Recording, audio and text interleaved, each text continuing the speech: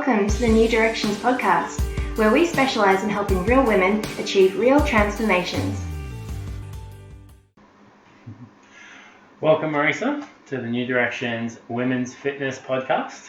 I'm very, very excited to have you here. So for those of you that don't know, Marisa has lost 48 kilograms, anyway, it seems between 45 and 48. I think that we're all excited for it to be able to just say 50, just round it up. But anyway, so without further ado, Marisa, welcome again to the New Directions podcast. Thank you so much. No worries. So for those of you that don't know, Marisa's been on the podcast before, and at the time you had lost around 30 kilograms, and you were well on your way. But do you want to take us through, who Marisa is and where she started from right at the beginning, and what's happened over the last 3 years? Wow. So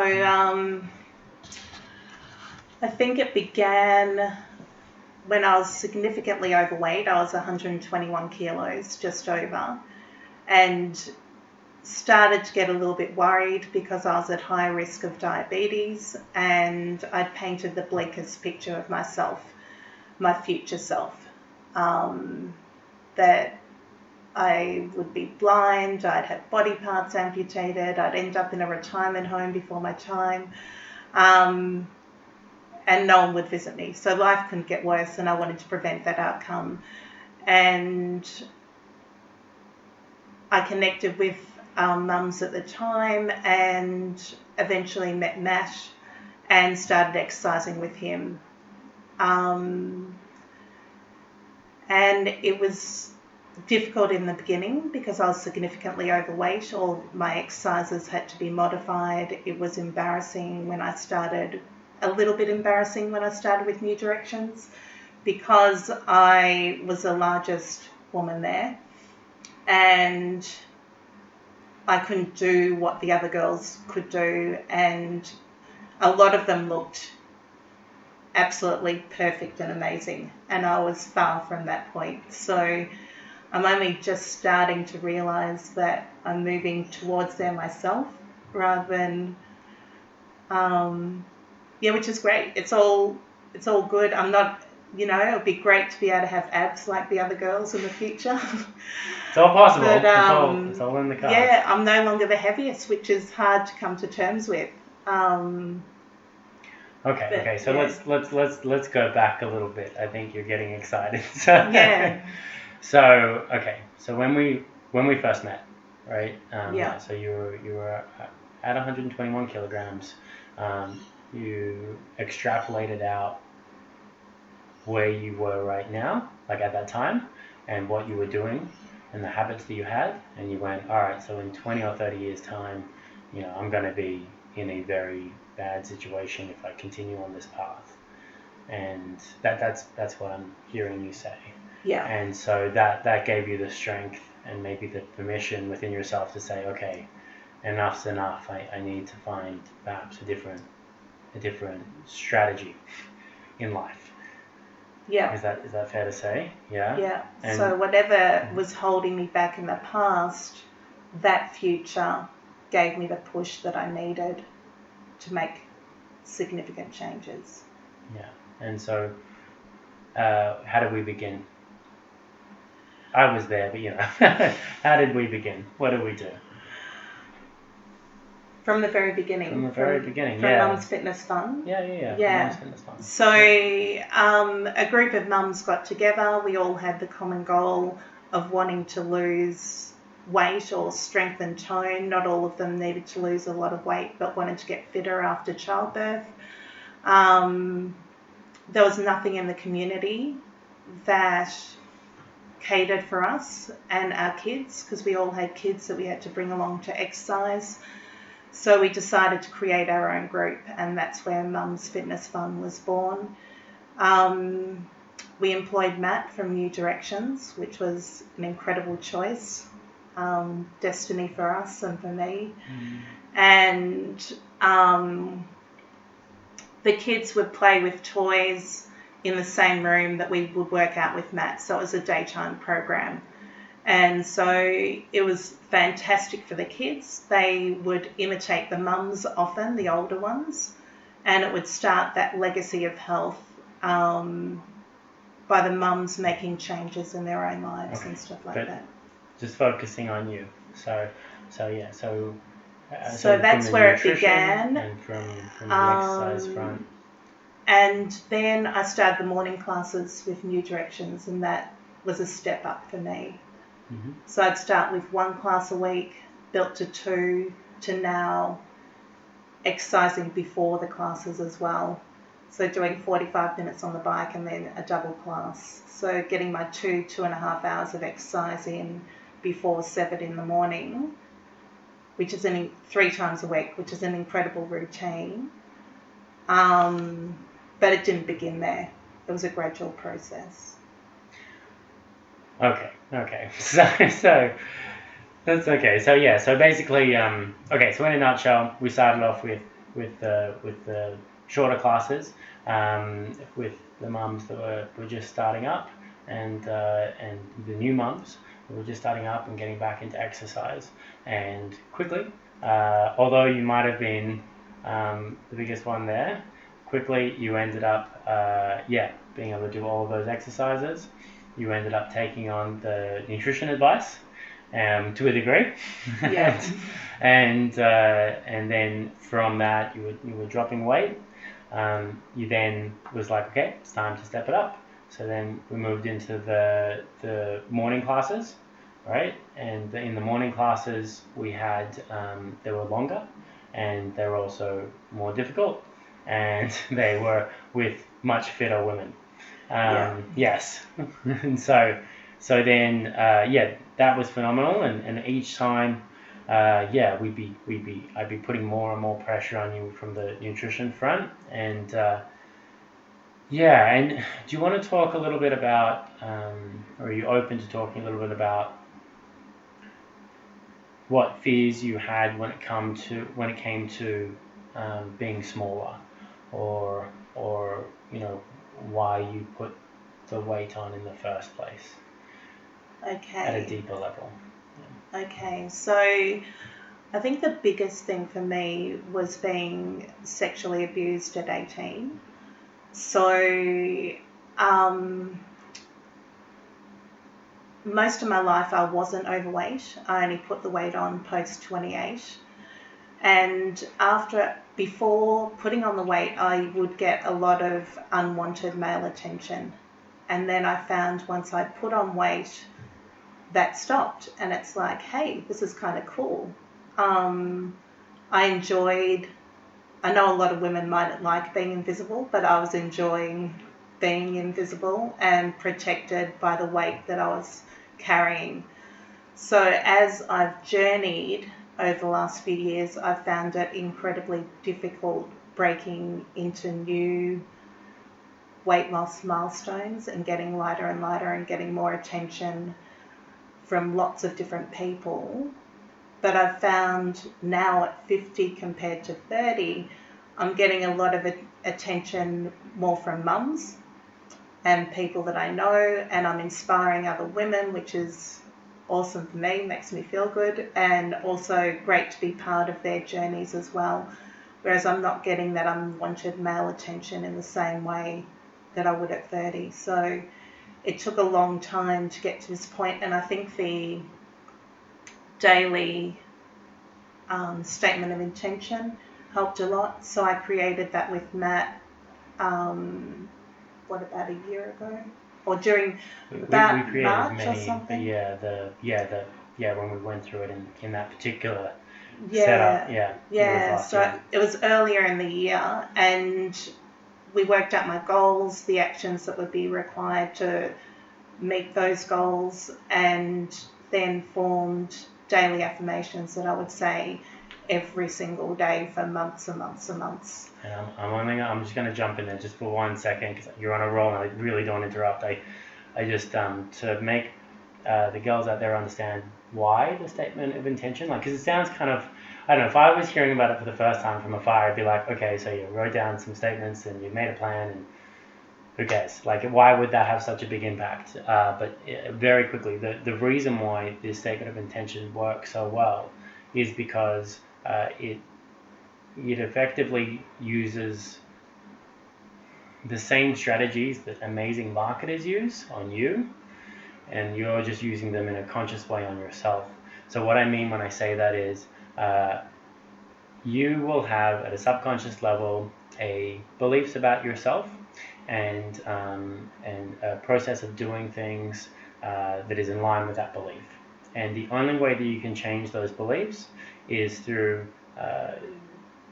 connecting with an emotion and a highly emotive purpose and reasoning to change your current pathway. So the emotion is really important. If there's no emotion behind it, it's irrelevant, because you're not going to change. It's not important enough to you.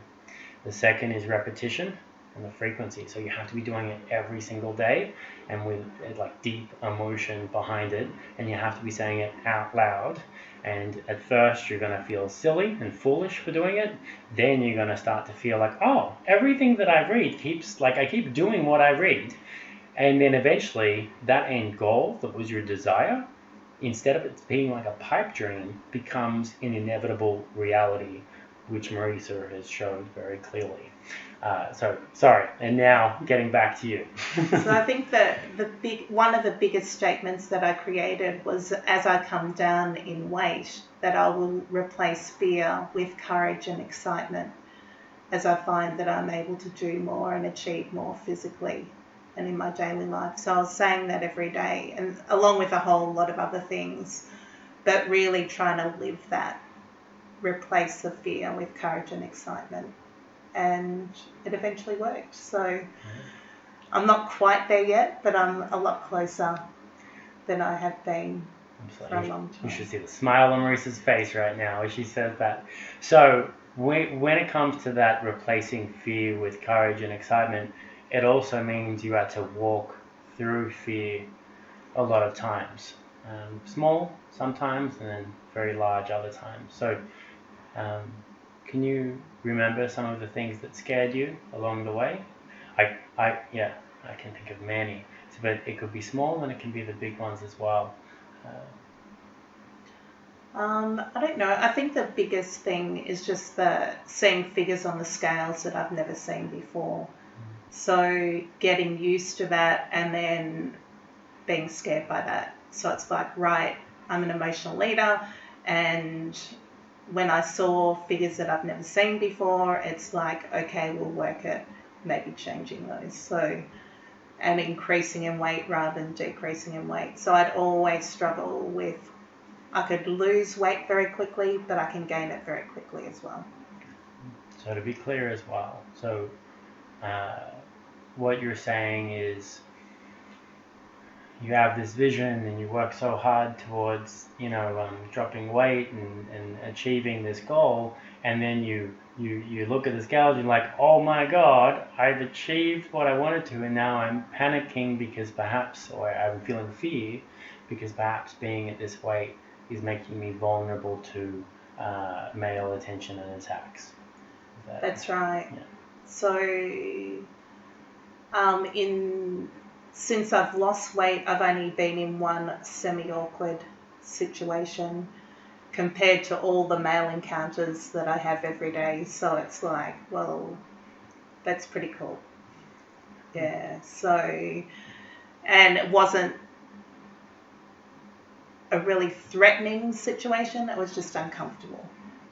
So I think as I've grown in age, it's like I'm not going to be attacked in the same way that I would at 18 or 30 or whatever it happens to be at this point in my life. So, and we did do some things to work on that as well. So a few things that I pointed out. One was you can become strong, and you can become a little bit dangerous yourself. That in itself is protection. And learn how to fight, learn how to throw a good punch, potentially put yourself in like scenarios that aren't real danger, but simulate danger and see how you go, because obviously one of the fears isn't that you're not strong enough to be able to, go toe to toe with a man. It's that you are gonna freeze. Yeah. Yeah. Which I always do, and still do. Well, I don't think you always do. Like, as in, I haven't been you, so I don't know for sure. But I definitely know that you can be a fierce power when you want to be. But I understand as well. But in close quarters, I freeze, and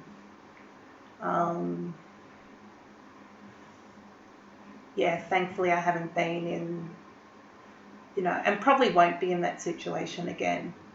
But it's learning to be able to defend myself, as you said.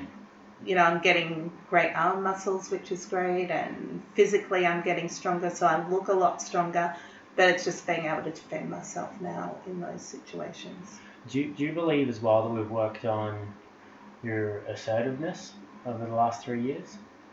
Yeah, definitely. I'm a lot stronger mentally and physically than I ever was, so definitely.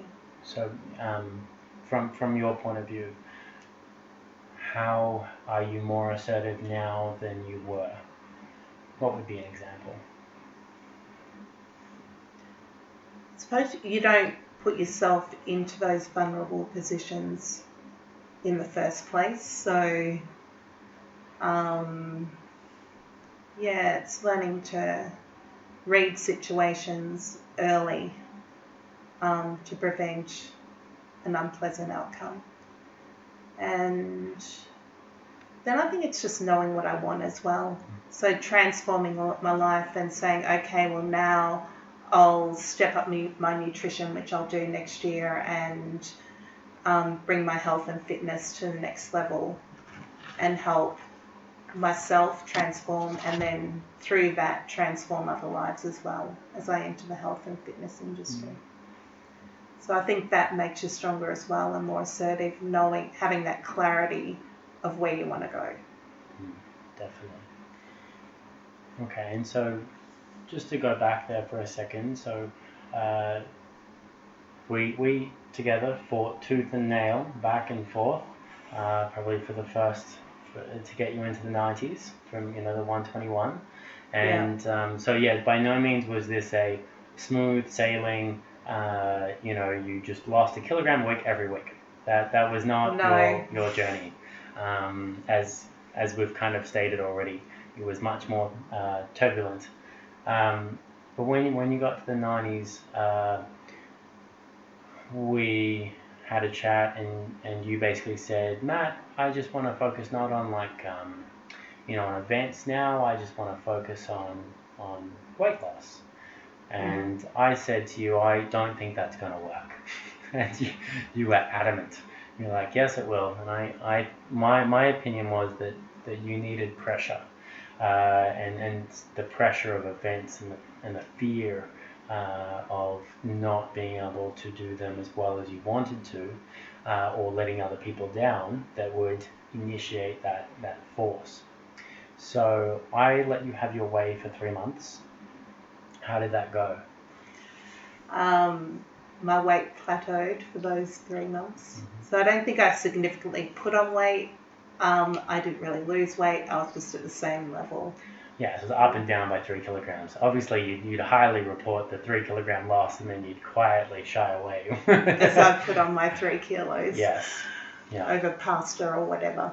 Exactly. So, okay, so what happened then? So when, obviously we had a hard chat, and we went through our discovery of the last 3 months, and can you remember what the result of that conversation was, and how then that kick-started your continuation? I think that was February of this year, and we set the half marathon for October, on October 13, and that really scared me.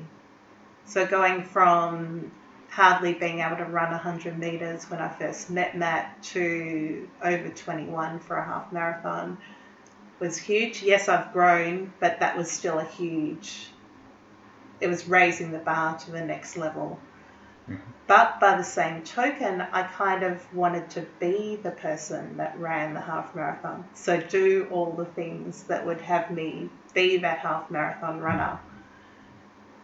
As it turned out, I didn't have to run the half marathon, but Okay. So you're ruining the story, Ellie. But I yeah. replaced bike riding. So with the running. what ended up happening was obviously you did train for a significant amount of time, and you were running, and you were not happy about it. You repeatedly told me how much you hated running, but at the same time that it would be nice to be a half marathon runner. So then when I think we're a month, 2 months out at the most, you're like, by the way, I can't do the half marathon. And I was pretty furious. And because I was concerned that you were just pulling out and finding any excuse that would do. It was genuine, and obviously the injury was real. It was a gluteus medius inflammation. Yeah. So that's just the side glute muscle, for those that don't know, was inflamed because of the impact. It was putting a lot of pressure on the tendon. And so what I said to you was, you can either do the half marathon, and we'll just switch all the training to cycling. So the training will be cycling, but you can do your half marathon on the day. And yes, it's gonna not be great, maybe not the best personal trainer advice, but I knew that if Marisa was allowed to get out of this, she would immediately put on weight, and because it would just your focus would have just been completely destroyed, and also you may have thought, oh, I knew this was going to happen. I can't achieve these big things. I always knew I couldn't achieve it. So I said that you can either do the half marathon or you can do a 100-kilometer bike ride. 70-kilometer bike ride. Oh, was it 70? Okay, well, yeah, no, okay. We bumped it up. But 70 kilometers over that time was going to be about 3 hours of bike riding, if not a bit more. It was huge for me at the time. So 70 kilometres still really, really scared me. It was more than I'd ever done, because at the triathlon that I did in January, the furthest I'd cycled might have been 3 to 5 kilometres. So this was a step up from that, going from 5 kilometres to 70. Yes. So, and it was good because that sufficiently scared Marisa, and at the same time meant that it wouldn't have any impact on her injury, so she could do either. And thankfully, yeah, you went for the bike ride, which I was a little bit annoyed about, but you went for the bike ride, and either way I was happy because it meant that you were still going to have to train. Your muscles were still going to have to adapt in a very similar way, and you were going to be burning huge amounts of calories, which would mean that theoretically, so long as you feel safe enough to lose the weight and to see the number on the scales, that you would get that result. So what happened? So I achieved the 70-kilometre bike ride at the end of September of this year. And when I completed it, I felt, hey, I think I've got a little bit more in me. So I said to Matt, I think as my next challenge, I want to do a 100-kilometre bike ride. So about a year or two before, I'd seen a friend post on Facebook that she had done a 100-kilometre bike ride with her husband. And I thought, wow, that is too amazing for words. I'd never be able to do anything like that myself. So after doing the 70, I had that in mind and thought, I want to try and achieve that too. Beautiful. And what was happening weight-wise during this time?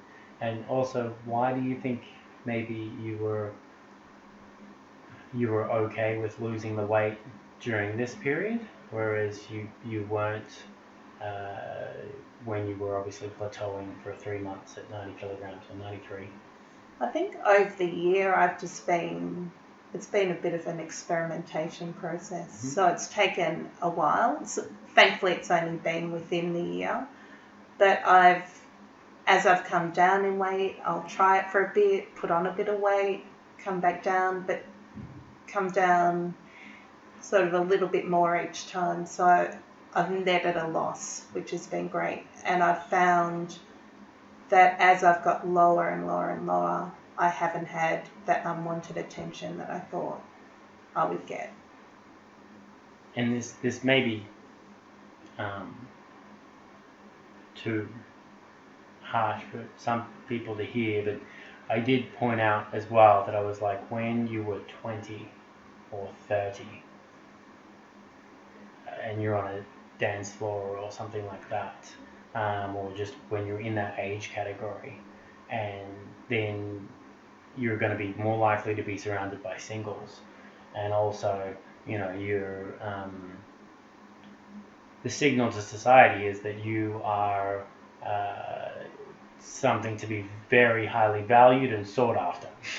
So whereas when you're around 50, it's more like, you know, most people are typically going to be married, and then also, you know, you're going to be in a position of power compared to the 20-year-old boy.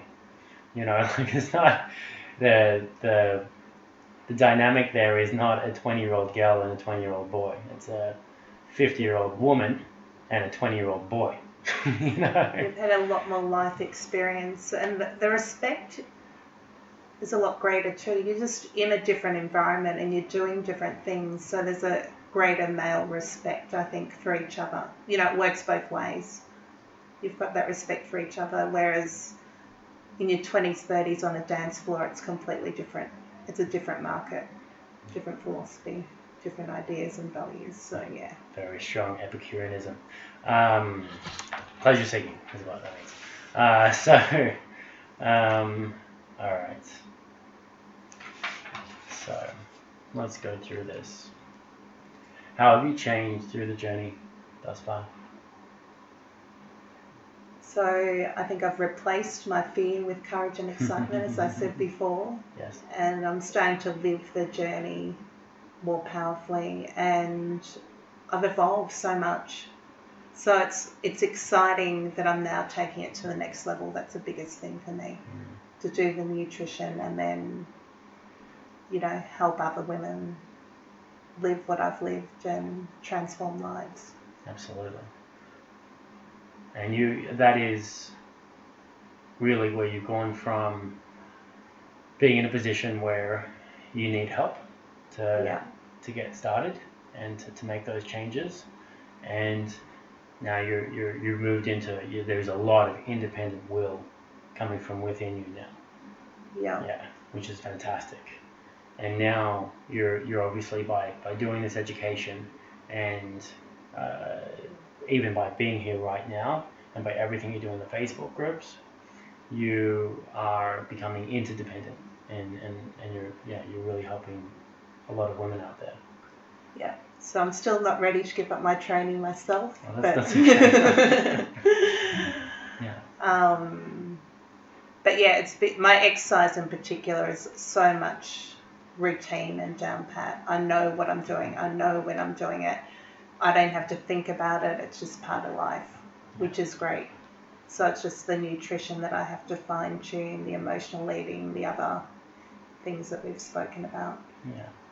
To have me achieve where I want to go, and then it's just gaining in strength and tone and body sculpting and strength challenges and all sorts of things. Absolutely. So where have you received the most support, and where have you received backlash that you weren't expecting? I think most has been through the New Directions Facebook page and the women on that, and the women I train with. Women that I see every day at school, like they still come up to me in the playground and say, "You've lost so much weight, you're incredible," and all sorts of things.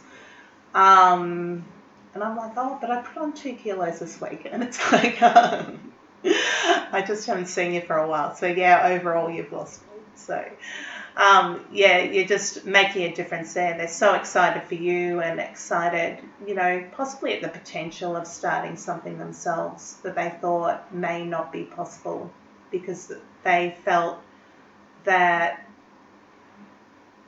their present state, as I did, had to be their future state, whereas it doesn't. You can make changes, significant changes, and change a future of ill health into a future of health. Absolutely.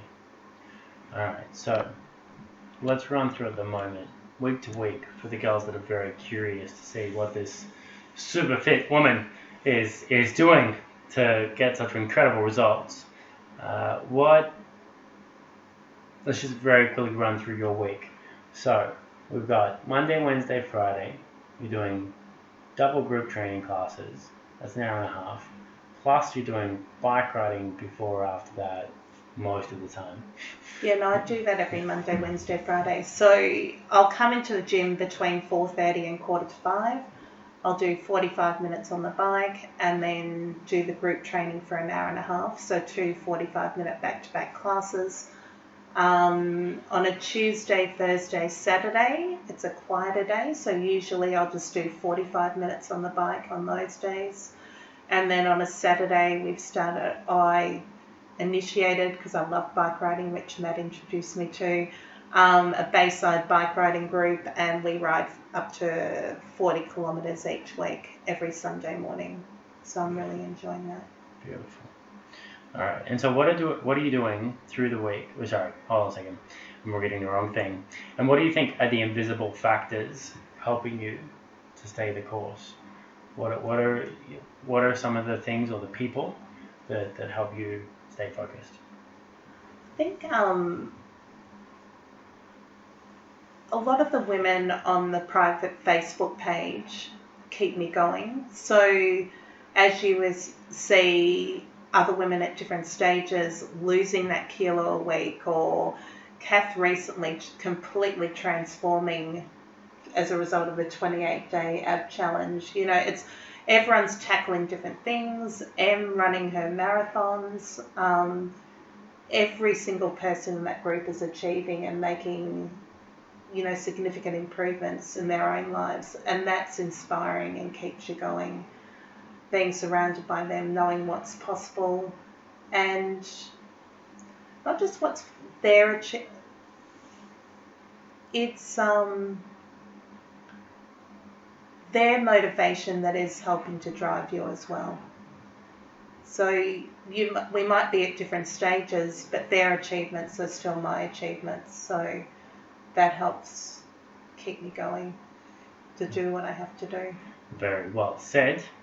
Speaking of goals and achievements and motivation, what have you got your eyes set on for the year ahead? Okay, so on the 1st of March, I'll be doing a mini triathlon with the group. So I'm terrified of ocean swims, but at least it's safe because it's at Middle Brighton Bath, so it's about the easiest entry into an ocean swim that I can get. So I'll be doing the mini triathlon on the 1st of March. At the end of March, I'll be doing a 5 kilometre, 20 obstacle sort of tough mudder, sort of ninja thing, which terrifies me. You're gonna put those strong arms to good use, Yeah, I'm still, not looking forward to that one, but I'm going to push myself through. Mm-hmm. June, July, so throughout the year I'll be working on strength, and then come June, July, we'll do a strength challenge with the group. Okay. And then at the end of the year, Carolyn and I and whoever else I can motivate are going to do the last 3 days of the Great Victorian Bike Ride from Beach Forest to Torquay. Yeah, which is almost a 200k bike ride in 3 days. Yeah. Nice work. Very, very nice. That's exciting. So now, that's now, four events. That's kind of just the norm now, right? For each year. It's become the norm. I've transformed like I never would have thought possible 3.5 years ago. Okay, so 6 months from now, what would you have to have achieved in order to be like, wow, I am so damn proud of who I am and everything I've achieved? Other than, obviously, the 4 milestones that you just laid out for yourself. So you've done them. Is there anything else you want to add to that list? I would love to have a flat stomach and maybe a bit of body sculpting to actually see the abs underneath. So that would be awesome. I don't know about necessarily wearing a bikini, but I want to be able to wear a bikini. So like the half marathon runner, just have the body that can wear anything. So once upon a time, I had to shop in maternity shops when I wasn't pregnant. And so getting to the point where I can just walk into a store, which I'm starting to now, and get stuff off the rack and just wear whatever I want to wear and look great in it. So yeah. Fantastic. Very well said. Okay, so for the other women out there in your initial position, what would you say would be the ideal first steps to making progress? And maybe what are some words of encouragement you'd give them? Okay, that you are worth it. So your present state does not have to be your future state, as I mentioned earlier, and to start making the changes straight away and change the trajectory of your life and your life's course. So it's a fun journey, and it's so exciting watching your life evolve. I would never have dreamed I'd be where I am now 3.5 years ago when I couldn't run that 100 meters. Okay, and what are your top 3 resources that motivate and inspire you? Okay, Matt's number 1, so I love my mindset training with Matt and group Thank training you. and everything Thank else. I love the New Directions Facebook page, and I'm always inspired by everyone's achievements on that, and it's varied, which is great. So I'm also part of the Fast 800 Facebook page, which is good, but not as good as New Directions. So the Fast 800 has transformation stories every single day, which can keep you going and is inspiring, but it's a similar story every day. Whereas New Directions, it's all varied with different achievements, so it's amazing. And the last thing is that daily statement of intention. So really working out what your goals are, what actions are required to achieve those goals, and then forming those daily intentions that you say every single day, and watch yourself transform and actually make those actions and dreams a reality. Wonderful. Marisa, thank you very, very much for coming in. Did you have anything else that you would like to share, or anything at all? Yeah, no, just a huge thank you to Matt for being with me on this journey. So looking forward to that, to the future and continuing to evolve. Absolutely. Thank you very much for coming in, and girls, if you want to reach out to Marisa and say hello and ask her any questions, I imagine that she would love to help. So inside the Facebook group, if you want to ask her a question, go for it. And as most people that know me know, I don't like talking and I hate phones, so just don't message. No. No, I'd love to have a chat. Yeah. Love connections. Beautiful. So